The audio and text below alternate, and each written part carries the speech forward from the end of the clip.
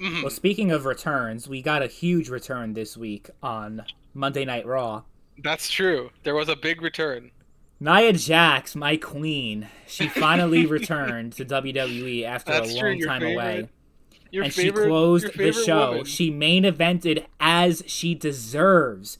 These fucking mouth breathers online talking so much shit about Listen, Nia Jax. They are so misinformed. They don't know what they're listen. talking about. Anyone who honestly has anything bad to say about Nia Jax, talking about how she's injury prone, I'm going to tell you guys one thing. That's Well, complete she's not bullshit. injury prone. I'm sorry. She She's doesn't get injured a lot. an unsafe worker. That is complete She bullshit. is. I mean, to be fair, I don't even. That's not even the reason. I just think she's not a good wrestler. Okay, well, we can talk about that too. Well, you're an Omos fan, so I don't think your opinion should be taken very seriously in that regard. To Listen, be fair, though, okay. Omos isn't There's a- expected to work, and also he is not injured a single person he has competed in that, I as don't- far as we know of.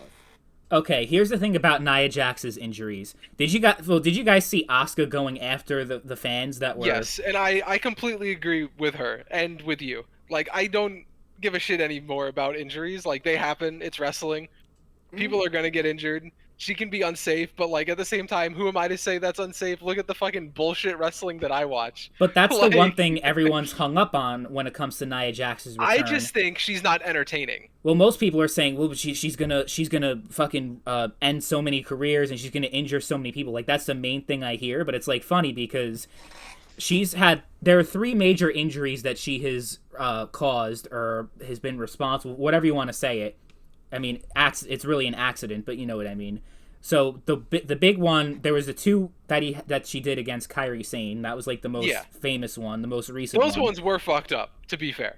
But I mean, it wasn't like Kairi Sane like had any like career threatening thing going on, even though it was bad. Thankfully. And also Becky Lynch was the other one. Everyone was fucking pissed off because she was pulled from the Survivor Series match because she busted up her nose or whatever happened.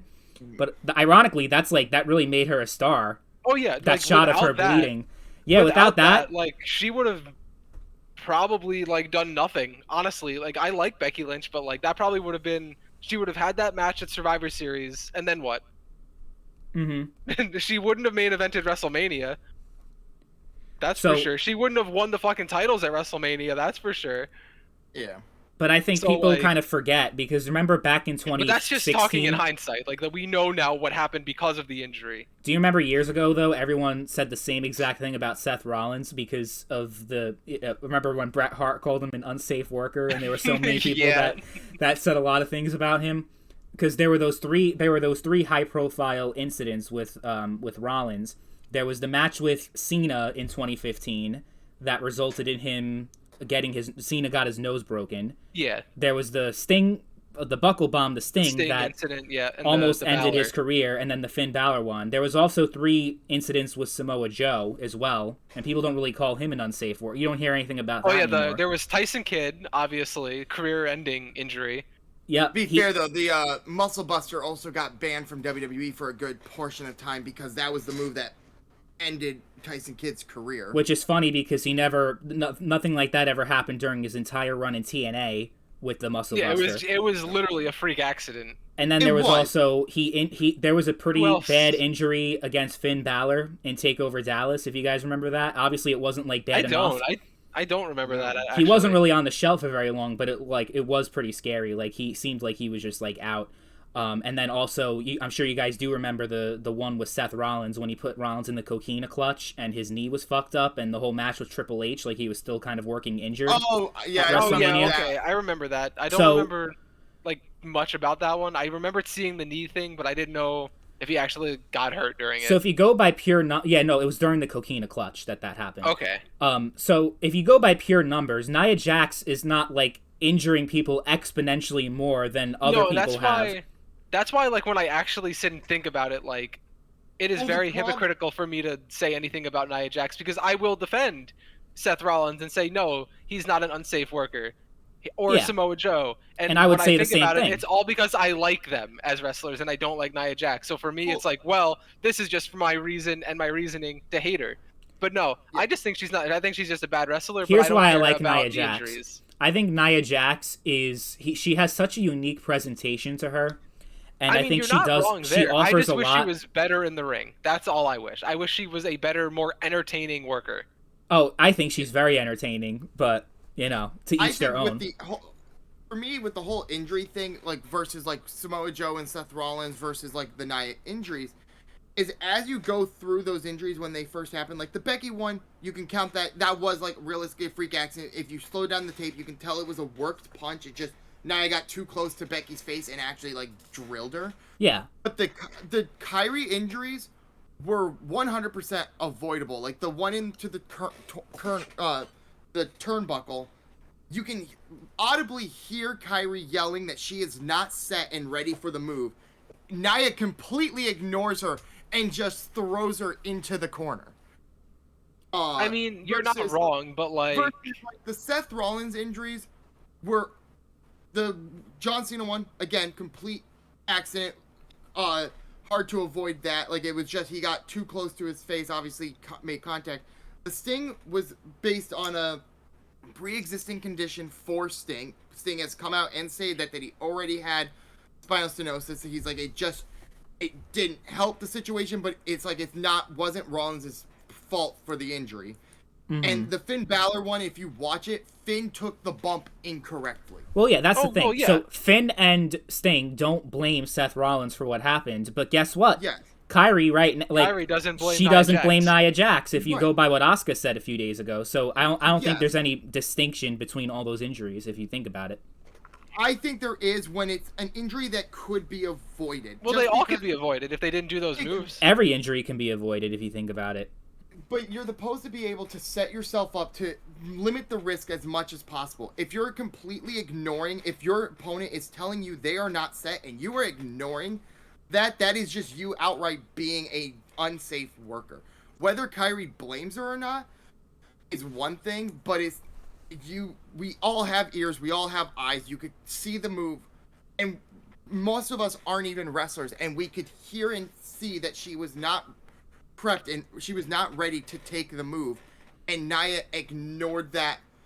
So you're saying that Nia just said, "Fuck it, I'm gonna end your career right now. I'm gonna fuck you up like a fucking sexy star situation." She just chose to hit the move, and that's, in my opinion, makes her unsafe. To be fair, I think it's a lot better her just trying to hit the move than her being like, okay, let me reposition you and make this look even worse than it's gonna look.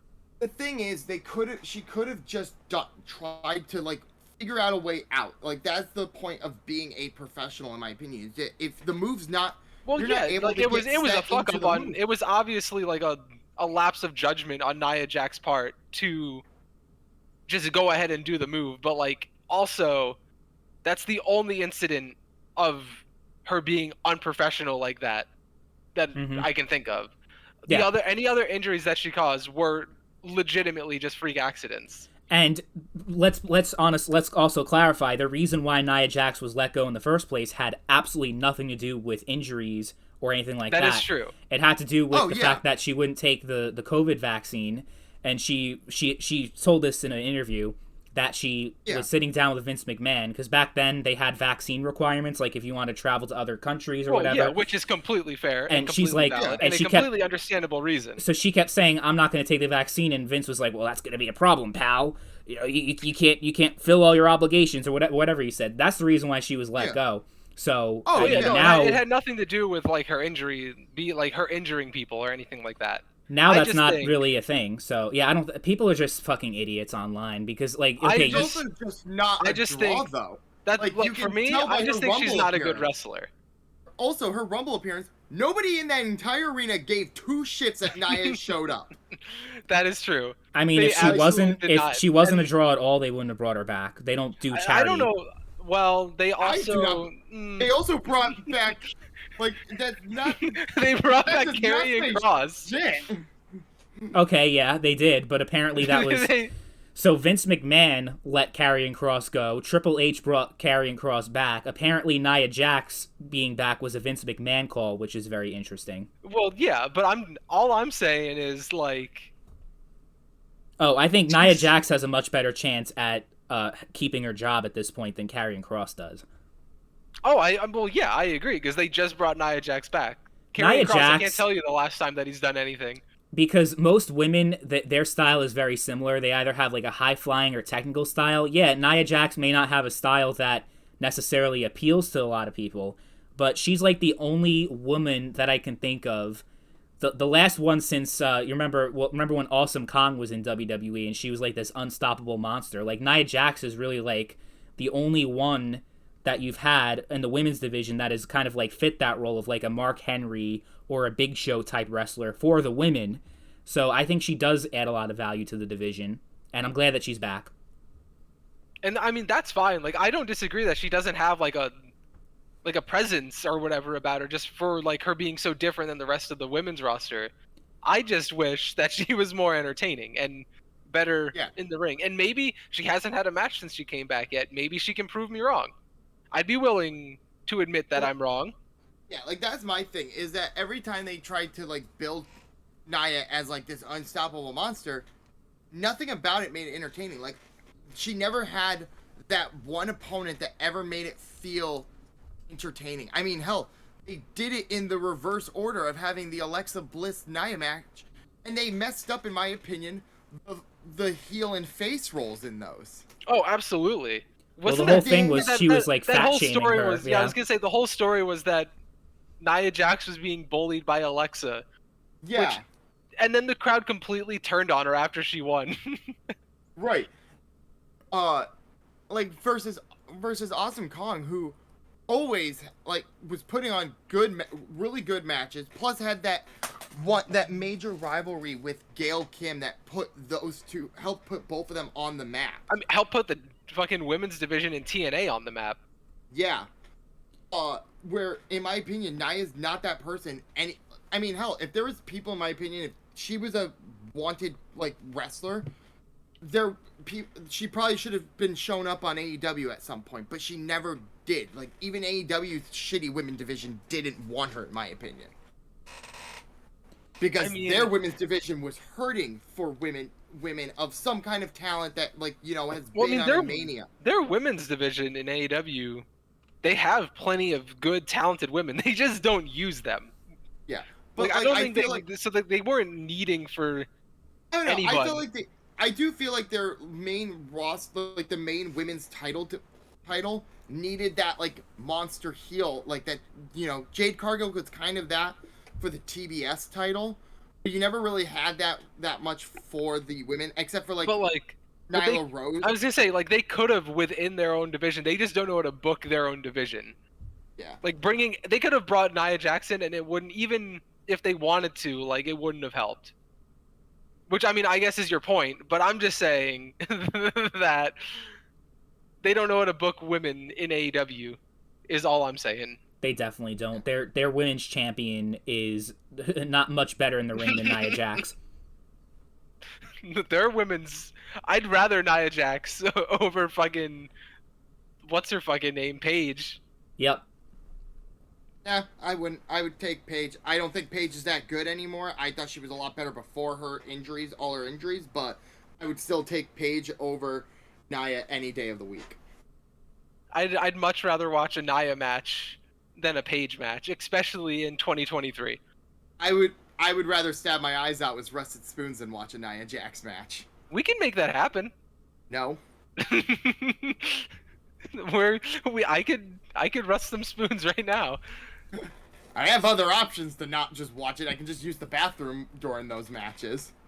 Or I could get some rusty spoons and we can shove them in your eyes and see if you prefer that than a Nia Jax match.